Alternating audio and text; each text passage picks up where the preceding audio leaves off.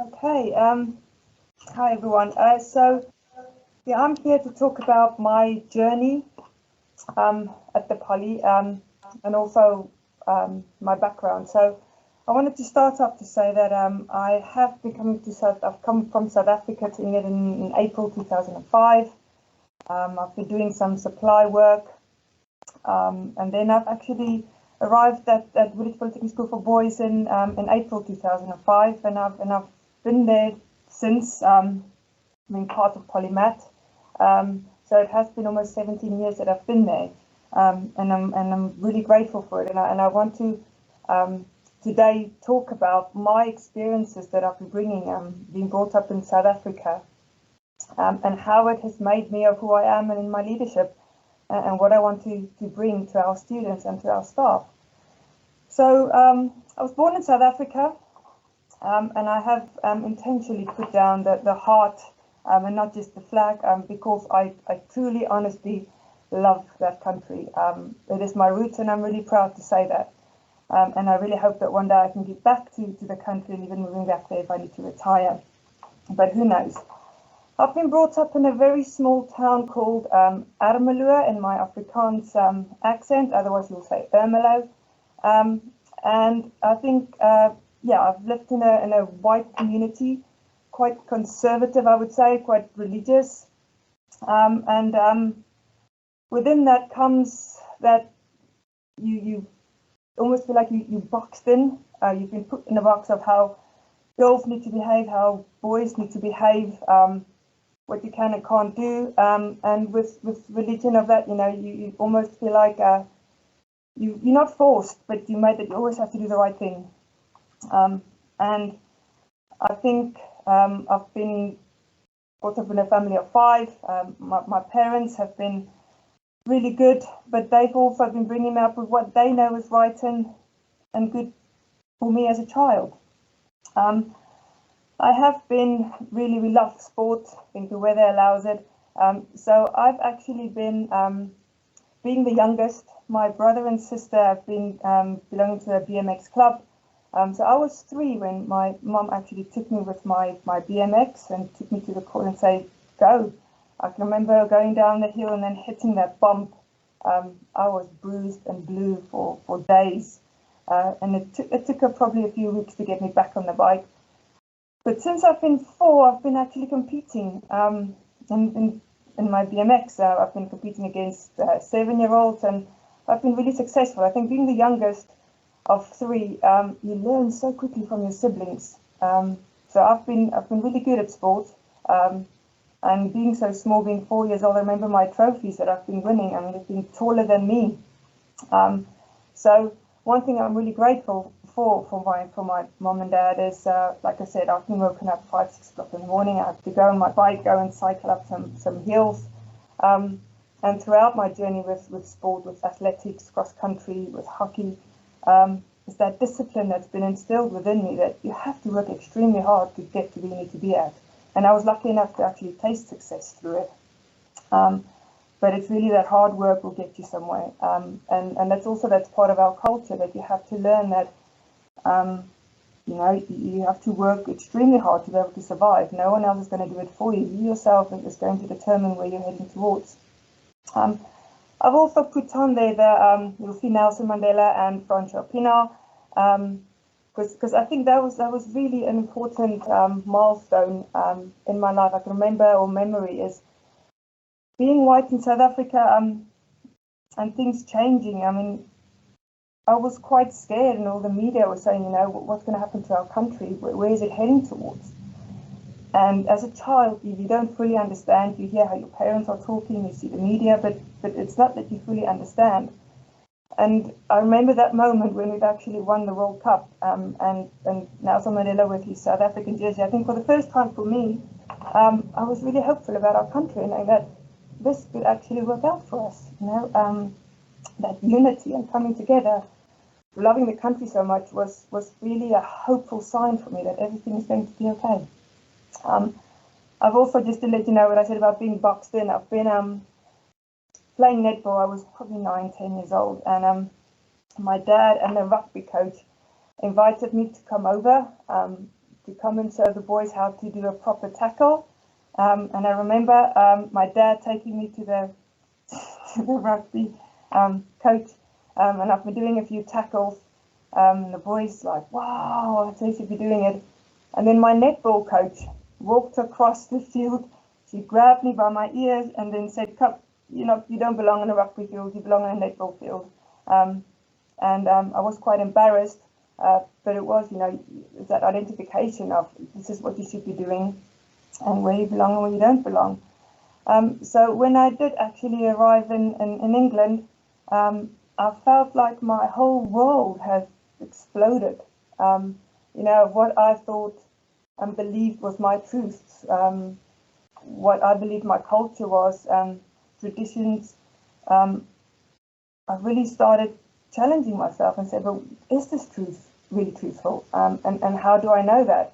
And other people just being who they are has really opened up a new world to me. But one thing that I've always had with me was that connection with people. And I always wanted to know what tick people, what make them want to be alive and wanting to live their life to the fullest. And throughout all of this, I think that's always been my guidance, as people. And that life can't really exist without having the people in our lives that matters to us.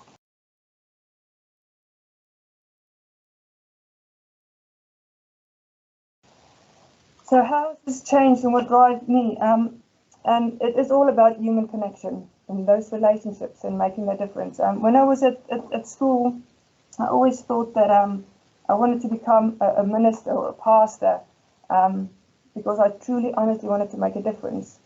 And like I said, once my parents told me to get my qualifications and I can do whatever I want, arriving in England, I would have never thought that today I'll be standing in front of a school with 720 students and truly, honestly making a difference where it really matters. So value students' individuality. I think that stereotype is really something that I want to get rid of. Students should be who they are. Staff should be of who they are. And if we can't be truly of who we are, then I don't think we can really truly make that difference or having that impact, what we need to do. That individuality really, I think, is so powerful. I always want people to feel valued, heard, seen and supported.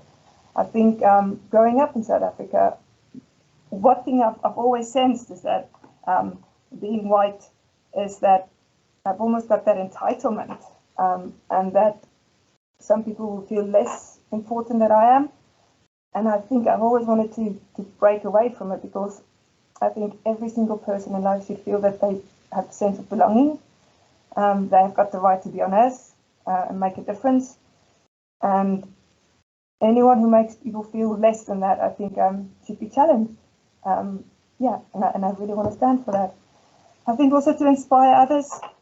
I truly feel that if people are inspired and motivated, like I said, they have that sense of belonging and they would want to actually then make a difference and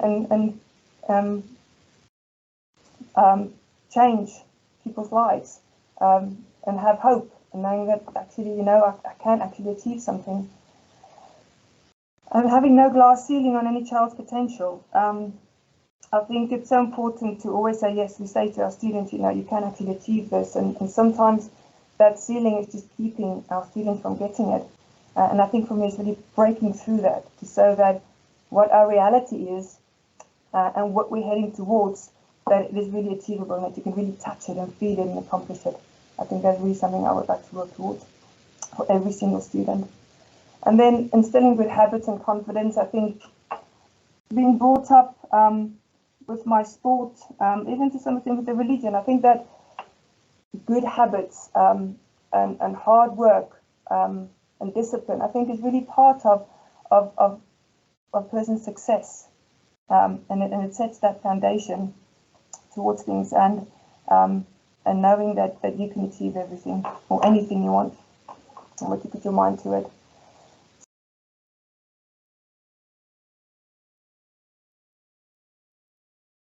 So how will I create a culture of care within school? I do believe that authenticity isn't about being the real me, but being true to being true to our purpose and values that drive us. And as our values here is also care and unity, but truly, honestly, that we live that and breathe that, and every day that we do things, that we are intentional in what we do, in the small things, and that we role model to our students and to our staff who needs to see that, because that's when we really, really bring change across. I think having those connections with people and that diverse of people, I think it's really important that I would expect staff, students, our community, parents, to really bring their piece of puzzle, because that's their piece of reality, that's their piece of history that they bring towards us. And if we start putting that together and make those links, I think the opportunities at hand becomes vast. I think the solutions that we can bring just double because we are pulling together. I really believe that being together makes us stronger. And that is every single person bring what they feel and their true honesty of what they are, what they want to become, and the things that they struggle with, and being that self-aware to move forward. I do believe that having a clear system in place is vital for that care that we provide for our students, for our staff. Because sometimes things can just feel like a big mush, but making that clear and structuring that really work and provide support for our staff, for our students, and it provides the right platform for us to start building on those successes that we want to achieve. And then I think having a voice, so important that we hear every single one of us and what we've got to say. And that sense of the communication, that it's clear, but that people really feel heard. Because when they feel heard and valued, that's when they start contributing towards what you want to achieve. And if everyone starts contributing and feeling a part of that, that is when we are truly, honestly caring for each other and making sure that we are actually working towards success. Throughout all of this, I think my most important thing that I could offer, I think, to our staff and to our students is that time to build those relationships with each other, time to provide time for our curriculum, to really provide the best and the excellence that our students want to achieve. And that's not always easy, but I think to make that a priority, I think time is invaluable towards this culture of care. And then resilience and finding that balance. I do believe that it's important that we push our students and having those high expectations, but I also believe that knowing and providing that nurture alongside is just as important. And I don't think I've actually realized it until I've had a child of my own, and I believe that those routines and habits are so important. And sometimes, yes, you need to be hard on them, but it's because you've built that trust with them, that they feel safe, that they know when it is time to focus on the things that don't always require that nurture, but make sure that they will achieve the best in life is really important. And then that personal development, spiritual, emotional, mental, social and physical. There's no point if we really push our students towards getting all these qualifications that they walk away without knowing who they are. And I wish in my career and with my bringing up, I've discovered earlier who I am.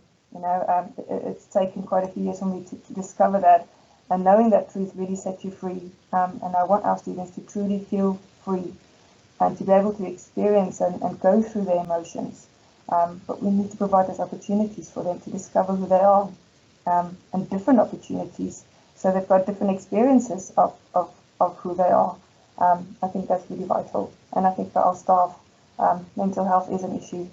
And if we don't have an environment where we provide that support for the people in it, then we are at risk of failure. It's been a real privilege for me to be working at PolyMAT. And what seems to be, I thought I was only going to come here for 2 years on a working holiday visa. I've stayed and committed myself for 17 years now, and I do think it's partly because of that family feel and that connection that I've had with the mat.